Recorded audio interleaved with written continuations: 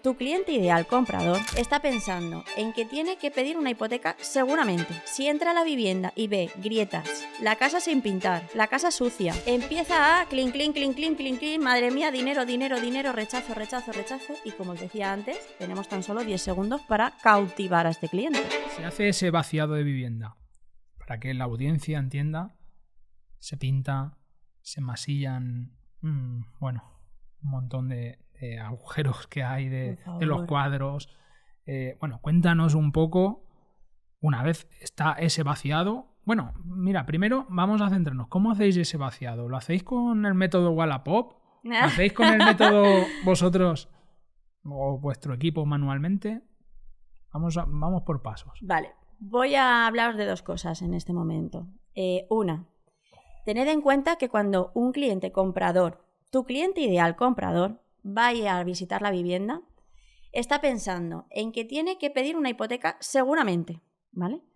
Si entra a la vivienda y ve grietas, la casa sin pintar, la casa sucia, empieza a agobiarse. Empieza a clink, clink, clink, clink, clink, clink, madre mía, dinero, dinero, dinero, rechazo, rechazo, rechazo. Y como os decía antes, tenemos tan solo 10 segundos para cautivar a este cliente. En esos 10 segundos te lo has cargado, pero vamos, en la basura lo tienes. Ahora, si tú le enseñas una vivienda pintada, con esas grietas arregladas, que al final no hace falta hacerlo perfecto, porque quien entre igual va a hacer una reforma, pero necesita oler a nuevo, necesita renovar energías. Entonces, vamos a arreglar esas pequeñas grietas, lo simple, lo sencillo, que no nos merme la rentabilidad. Eso es muy importante. Claro. ¿Qué vamos a hacer más? Si hay un grifo roto, lo vamos a arreglar. Si hay algo oxidado, lo vamos a arreglar. Que van a ser pequeños detalles, que van a ser insignificantes económicamente, pero nos van a pegar un empujón muy importante. Y a eso le sumas que vamos a hacer un homestaying en condiciones. Vale. Entonces. Ahora, vamos al vaciado, como me preguntabas. Exacto.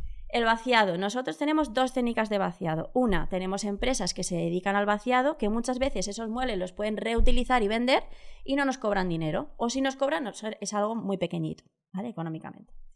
Y por otro lado, como tú decías, está la técnica de Wallapop, que yo os voy a recomendar. Si decidís, porque por ese lado no vale, porque a lo mejor los muebles son de la casa de la abuela, y nos encontramos con situación de casa de la abuela, que nos encontramos muy a menudo, nos vamos a Wallapop. Vale, ponéis todas las fotos en Wallapop. Destacáis el anuncio con 1 eurito. 1 eurito, no hace falta más. Y ponéis que quien se lleve los muebles se los tiene que llevar todos. Si no, que no te contacte. Importante. Aún así, cuando te manden un mensaje por Wallapop, le dices, te vas a llevar todos los muebles porque si no, no podemos ayudarte. Porque la gente no lee los textos. Recordarlo. Y funciona. Funciona porque al final, quien normalmente va a recoger muebles tiene una furgoneta, ponlo cerca de tu ubicación, en lo que es la localidad, para que al final no tengas tantos mensajes y no mueras en el intento. Pero funciona, porque siempre suele haber algo que le suele interesar y le merece la pena. Que sí, es llevárselo. Es a cero. Es gratis. Exacto. Ir, cargarlo. Y ya está. Y a ti te hace el papelazo. Exacto. A ti te hace el papelazo de vaciado. ¿Y en el vaciado estratégico quieres decir que algunos de esos muebles se quedan? Totalmente. Totalmente. Por ejemplo, si tenemos una cama, utilizar la cama. Si tenemos un muelecito que nos puede servir para ponerlo a modo estratégico al final para que cree profundidad, ¿por qué lo vamos a eliminar? Ahora, otra cosa es que se vean muebles oscuros. Por ejemplo, muebles oscuros eliminados. Los típicos muebles que llegan hasta arriba de la pared, por favor, no. Necesitamos ver pared para crear esa profundidad y esas dimensiones reales.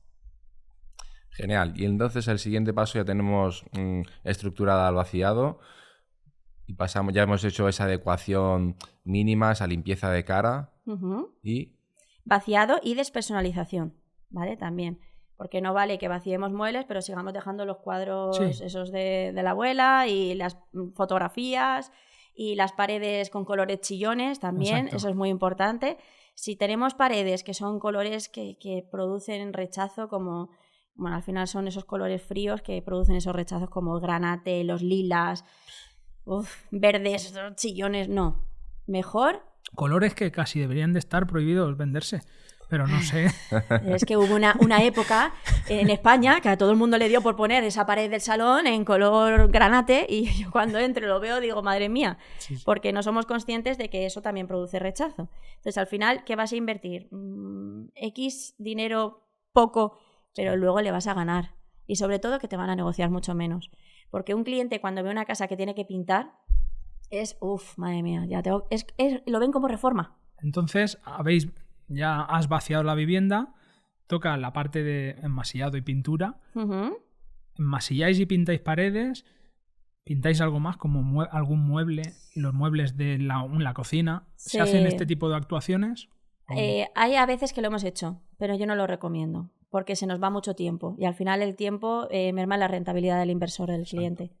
Entonces, yo cuando me encuentro con muebles que digo, ay, es que me da mucha pena y los querría pintar, me lo llevo a casa y tranquilamente lo hago para otro proyecto, pero para ese no. Claro. Porque si no, al final tengo que ponerme en la situación de mi cliente. Y mi cliente necesita que se venda rápido y en un precio adecuado. Ni tirarlo por lo bajo ni... Ahí en ese punto el cliente tiene que tomar la decisión de si la cocina está muy vieja, tirarla y cambiarla para poder venderla mejor o bueno. Al final siempre es verdad que la cocina es uno de los lugares que más intentamos cuidar, entonces no suelen estar muy mal. Alguna vez me he encontrado en la situación de que he tenido que pintar una cocina porque habían pintado todos los muebles de negro, todo era negro. Y además se notaba que lo tocabas, ponías la mano y se te pegaba la mano. Entonces no había manera porque ponías desengrasante y la pintura también se te iba. Ahí en ese caso sí que tuvimos que pintar la cocina porque no había más narices. Claro. ¿Vale? Pero normalmente el homestaging nos ayuda a que el foco vaya a otro lado.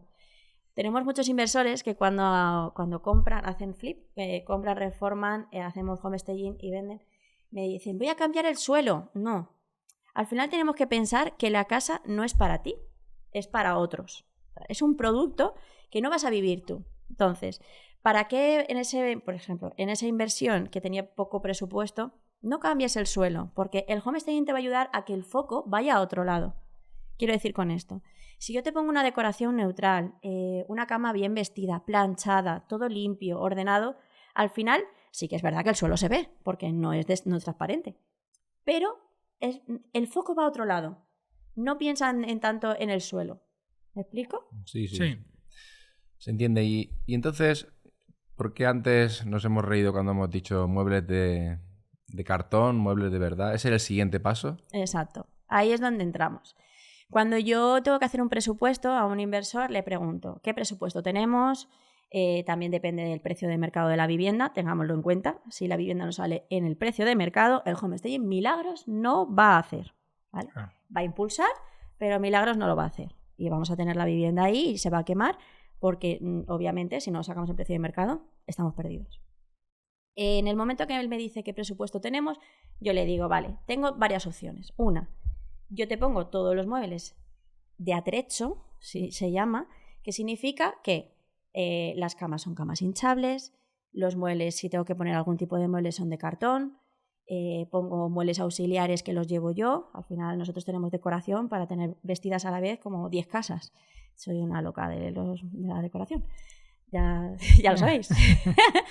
Y por otro lado podemos hacer muebles reales, un listo para vivir, que yo también me encargo de hacerle un presupuesto con varias empresas que tenemos.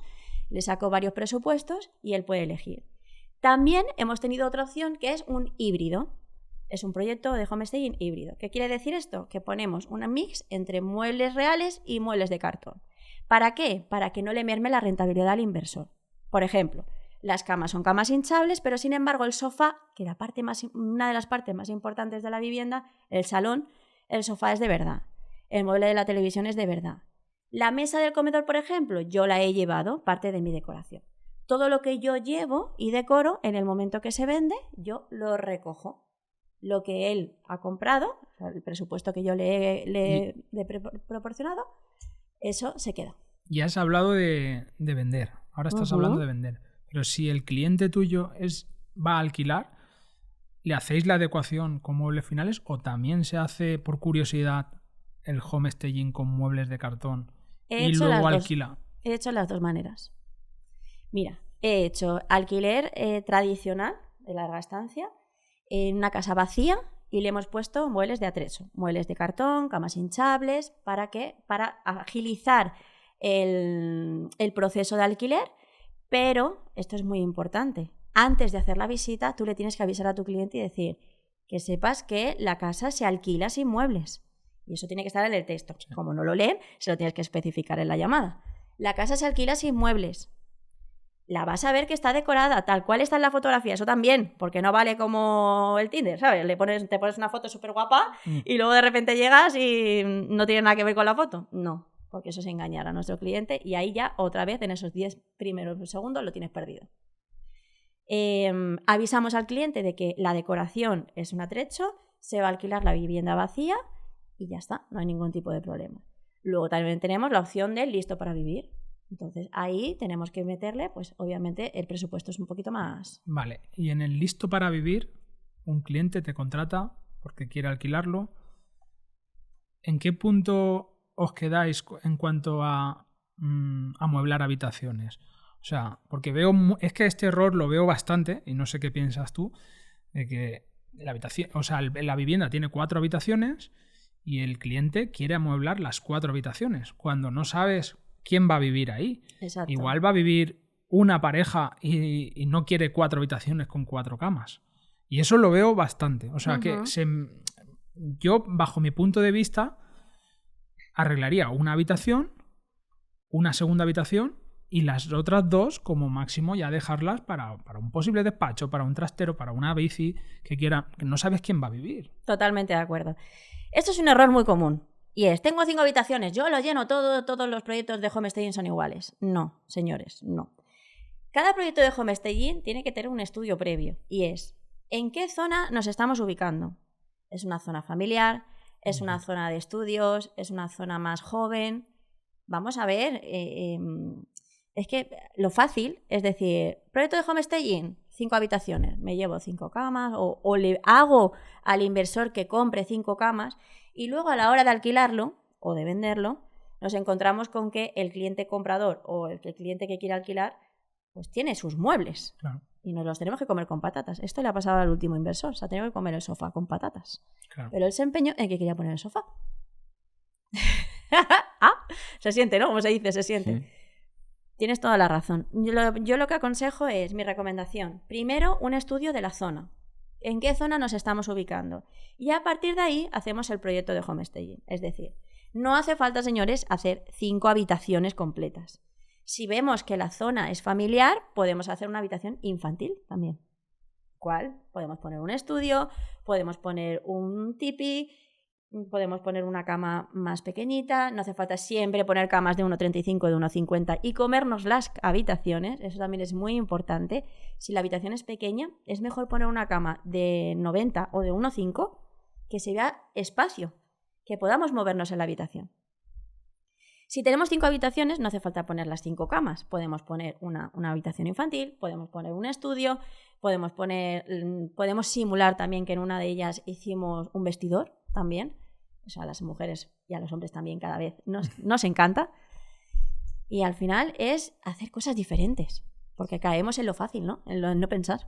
¿Y qué puede costar un servicio, rangos aproximados de qué puede costar un servicio de homestaging para que la audiencia sepa que, bueno, en qué rango de precios